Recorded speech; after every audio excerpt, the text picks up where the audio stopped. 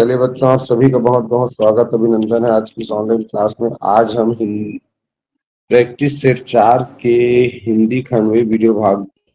चलिए तो बच्चों, अनुच्छेद तीसरा पढ़ रहा हूँ, ध्यान से सुनिए। धन के बिना भी मनुष्य ऊपर उठ सकता है, विद्या के बिना भी वह उन्नति कर सकता है, पर चरित्र के बिना वह सर्वथा अपंग है। किसी अन्य गुण से इसकी तुलना नहीं की जा सकती। निर्धन और धनवान, अशिक्षित और शिक्षित, प्रत्येक मनुष्य के लिए चरित्र बल आवश्यक है। निर्धन की तो यह एकमात्र पूंजी है। धनवान के लिए निर्धन की अपेक्षा चरित्र की आवश्यकता होती है, क्योंकि प्रलोभन व वासना के जाल में फंसे रहना फंसे रहना धनवान के लिए अधिक संभव है। चरित्रहीन धनवान चरित्रहीन निर्धन की अपेक्षा भयंकर होता है। तो ये आ गया प्रश्न। विद्या के बिना भी मनुष्य खाली स्थान रहते हैं, तो आप लोग कमेंट करेंगे। विद्या के बिना भी मनुष्य उन्नति कर सकता है, अवनति कर सकता है। अब देखो यहाँ अनुच्छेद में आ जाए। सही उत्तर जानने के लिए यहाँ तुमको पता चले। देखो उसमें लिखा है विद्या के बिना, तो विद्या के बिना भी वह उन्नति कर सकता है। उन्नति कर सकता है लिखा। अब देखें ऑप्शन में, तो देखो विद्या के बिना भी वह उन्नति कर सकता है, ऑप्शन ए में लिखा है। तो ऑप्शन ए जितने बच्चे कमेंट किए हो बिल्कुल सही जवाब। ठीक, चलिए अगला देखिए। किसी अन्य गुण से किसकी तुलना नहीं की जा सकती? धन की, चरित्र की, संपत्ति की, विद्या की। कमेंट करो।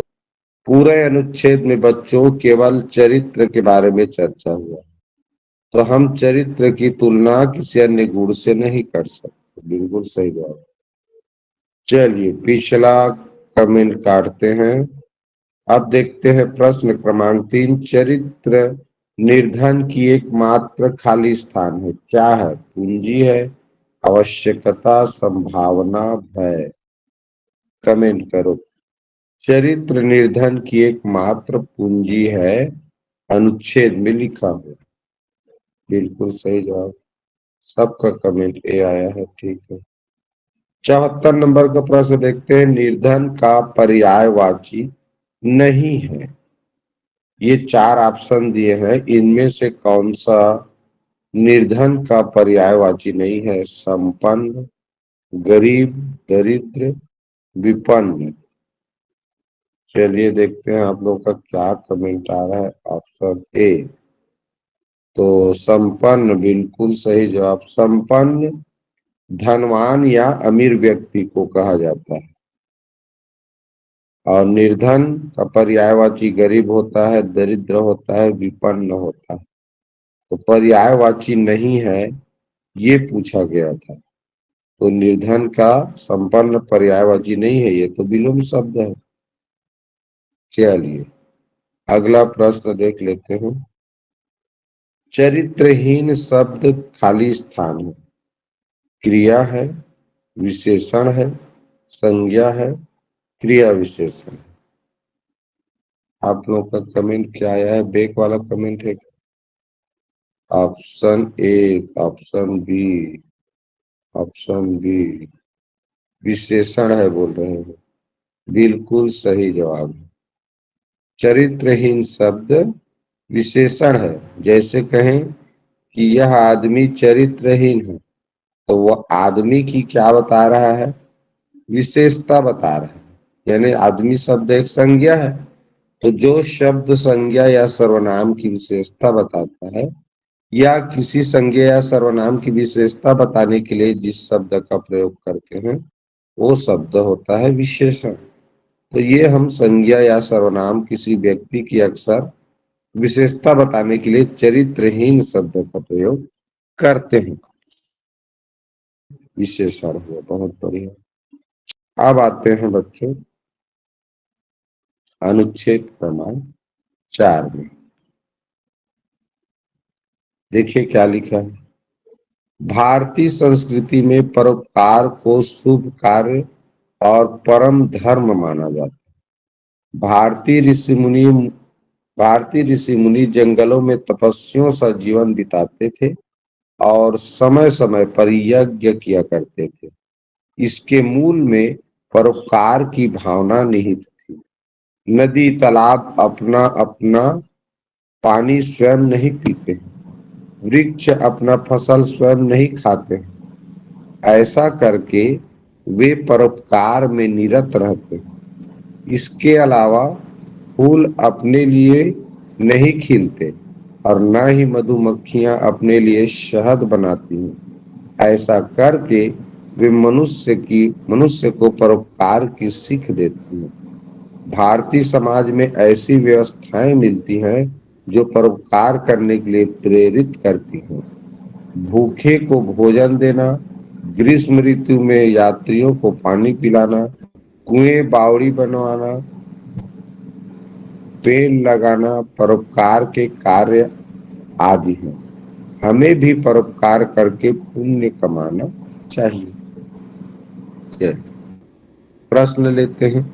भारतीय संस्कृति में शुभ कार्य और परम धर्म खाली स्थान माना गया है। परोपकार को, दान को, पूजा पाठ को, यज्ञ को किस पर खाली स्थान माना गया है? भारतीय संस्कृति में शुभ कार्य और परम धर्म को क्या माना जाता है वो लिखना है, कमेंट करना है। आप लोगों का कमेंट आ रहा है ऑप्शन ए परोपकार को, बिल्कुल सही जवाब है। यहाँ लिखा है देखो, भारतीय संस्कृति में परोपकार को शुभ कार्य और परम धर्म माना जाता है। परोपकार जो बच्चे कमेंट किए हो बिल्कुल सही किए। चलिए ये थोड़ा मिटा देता हूँ।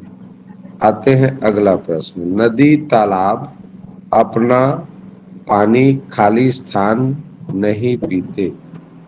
तो देखो भाई उसमें तो लिखा है अपना पानी आप स्वयं, ये स्वयं शब्द देखो लिखा हुआ है। ये नदी तालाब अपना पानी स्वयं नहीं पीते हैं, तो स्वयं शब्द आया है वहां। नदी तालाब अपना पानी स्वयं नहीं पीते, तो इस वाक्य को ढूंढना रहता। चलिए देखते हैं 78 नंबर का प्रश्न। हमें भी परोपकार करके खाली स्थान कमाना चाहिए। देख लीजिए ये वाला लाइन कहाँ पर है? अपराध, पैसा, पाप, पुण्य। उस अनुच्छेद को ढूंढिए, सॉरी उस वाक्य को ढूंढिए और सही कमेंट करिए। तो ये प्रश्न का उत्तर दिए पुण्य, जो यहाँ पर लिखा है देखो। चलो अगला देखते हैं। देती है क्रिया का खाली स्थान काल है। भविष्य, वर्तमान, भूत, सामान्य। कमेंट। अभी तक सी आया है और देख लेते हैं सी कमेंट आ। चलिए देती है क्रिया का काल है वर्तमान काल। भूतकाल कैसे होगा? हैं? वह गाय दूध देती थी, तो पहले देती थी भूतकाल में, और गाय दूध देती है तो वर्तमान में तो गाय दूध देती है। सी कमेंट किए हो भूतकाल में देती है, अरे बी होगा वर्तमान काल में देती है। वो एक दिन बताया था है या हो लिखा है, तो वो वर्तमान काल का पहचान है। अगर लास्ट में था, थी या थे आए तो वो भूतकाल का पहचान है।